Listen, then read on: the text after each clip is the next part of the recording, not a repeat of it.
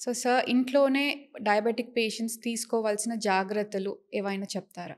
Sure madam. Food care గురించి, diabetic food care గురించి. Sure madam. Diabetic పేషెంట్స్‌లో foot పాదంలో problems రావడము అనేది చాలా కామన్‌గా జరుగుతూ ఉంటుంది. దీనికి ముఖ్య కారణాలు కాళ్ళల్లోకి రక్త ప్రసరణ తగ్గడం గానీ, లేదా నరాలు దెబ్బతిని కాల్లో స్పర్శ తగ్గడం వల్ల గానీ జరుగుతూ ఉంటుంది. ఇలా ఉన్న వాళ్ళల్లో చిన్న గాయం తగిలినా కూడా అది పెద్దగా అవ్వడము, గాయం మానకుండా ఉండడము, ఒక్కోసారి గ్యాంగ్రీన్‌గా మారే అవకాశాలు కూడా ఉంటాయి. సో, ఇలా జరగకుండా ఉండేందుకు మనము చిన్న హెల్తీ టిప్స్ యూజ్ చేసుకున్నందువల్ల ఇలా జరగకుండా కూడా కాపాడుకోవచ్చు.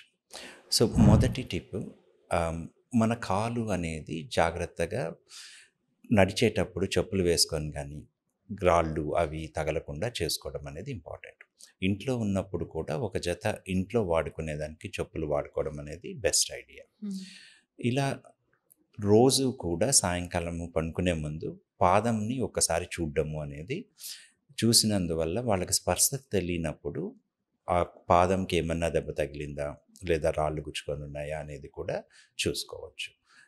మూడోది, ఈ కాళ్ళు డ్రై అవ్వకుండా కాలుకి మాయిశ్చరైజర్ అప్లై చేయడం అనేది చాలా ఇంపార్టెంట్. ఓకే. ఈ 3 టిప్స్ రెగ్యులర్‌గా వాడేవాళ్ళు 99% డయాబెటిక్ ఫుట్ ప్రాబ్లమ్స్‌ని అవాయిడ్ చేసుకోవచ్చు.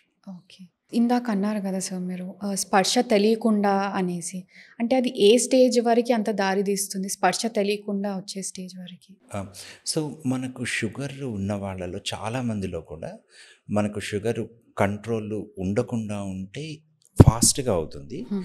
కానీ కంట్రోల్‌లో ఉన్న వాళ్ళలో కూడా మనకు తెలియకుండా నర్వ్స్ అనేది దెబ్బతింటాయి. ఓకే. సో, దీనివల్ల మనకు బాడీలో సెన్సేషన్ అనేది తగ్గుతూ ఉంటుంది. ముఖ్యంగా పాదాలు, కాళ్ళల్లో స్పర్శ తగ్గడం అనేది జరుగుతుంది. ఓకే. దీంట్లో స్టేజెస్ సివియారిటీ అనేది ఆహ్, అంటే కంప్లీట్‌గా తెలియకుండా ఉండడము అనేది ఫైనల్ స్టేజ్ న్యూరోపతి ఓకే. అంటారనమాట.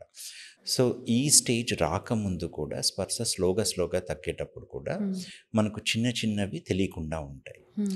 సో, ఇవి మనము చెప్పులు వేసుకున్నప్పుడు గానీ, షూ వేసుకున్నప్పుడు గానీ, ఆ చర్మానికి జరిగే డ్యామేజ్ అనేది తెలియకుండా పోతుంది.